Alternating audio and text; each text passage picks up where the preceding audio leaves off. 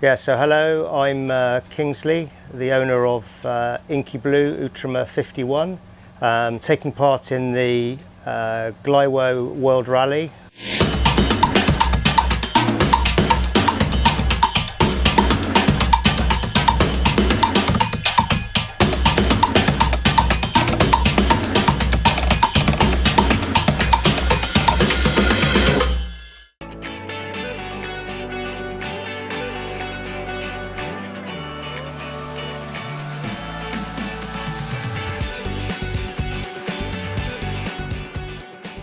So I'm Kingsley from the UK. I'm semi-retired, should we say, so I'm still doing a little bit of work in the UK. I also have a small house in France, so I split my time between the UK and France. I used to charter monohulls, again mostly sailing in the Mediterranean. I did one Atlantic crossing. The reason I bought an Outremer was because I wanted to sail around the world. I wouldn't say it's been a lifelong dream, but I'd say in the last 5 years or so, my wife and I have been discussing sailing around the world. And I wanted to have a boat that I felt was really safe.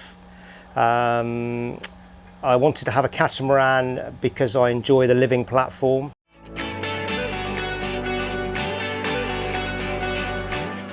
The name was a little bit random. It was to do with the Inky Blue as a colour, so it's a blue sea, and also Outremer is a colour.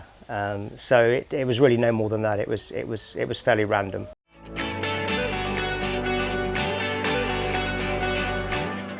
Well, the idea of technical support was important for me. I like the idea that there would be, like this stop in Martinique, there would be people available to fix the boat.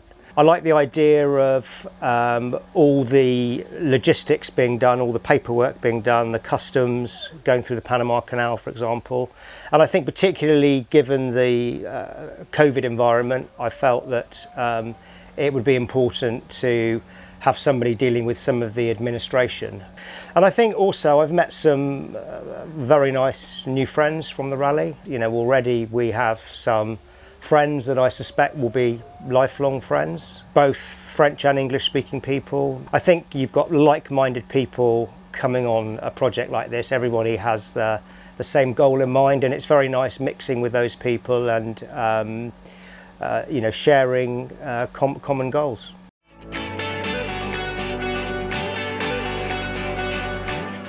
Of course, you are travelling with your home really, because the boat is your home and your tender is your car, I suppose. You have all your belongings with you, and if you're on an extended trip, you have much more on the boat than you would normally have. We very much like to visit countries inland, so we see the trip as an opportunity to also leave the boat and to go and explore inland. At the moment we have a crew member with us called Jimbo, who's been really helpful. He can look after the boat for us, so we can go ashore, we can spend several weeks ashore at a time if we want to. Maybe we can go and stay in some nice hotels, you know, at some point during the rally, just to break up, you know, a change from being on the boat. So I think it's to explore the world, but it's also for me the challenge of sailing a boat, skippering a boat around the world. I mean, I really like this. I like the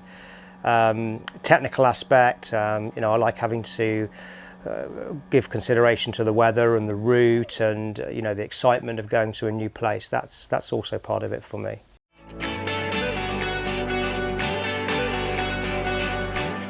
I mean, if you take aside a budget and you take aside whether you're still working or whether you have the time to do it, then I think yeah, I think anybody can do it. No, I think it's open to everybody. Clearly, you need to be a sailor and have some sailing experience to do blue water sailing. It requires, you know, a level of experience, but I think it's within the reach of most sailors. With a little bit of training, they can definitely do something like this. I've been to 2 Outremer weeks, And I think they were very helpful, but really you need to spend time on your own boat, you know, extended period of time. You need weeks on end, probably in the Mediterranean, getting prepared, making sure everything's okay.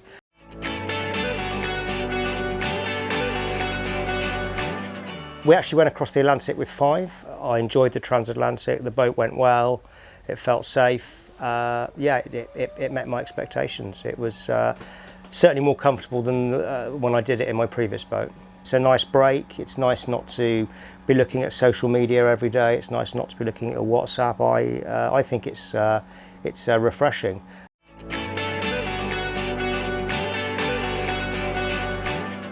We tried a bit of fishing, but we weren't very successful. I think that's because the boat was going too fast. We like to read, we like to listen to podcasts, we do a little bit of meditation, but most of the time when we're on passage, we're busy. I mean, the day tends to go by quite quickly. You know, you're eating, you're arranging watches, you're sleeping, and it's busy, it's active. I mean, I don't find I have much time really to relax. You're definitely not bored. I think you stay fit as long as you don't drink too many rum punches when you stop. So no, of course. I mean, it's physical. When you're doing passage making, you're on your feet a lot. You do feel that you are exercising for sure.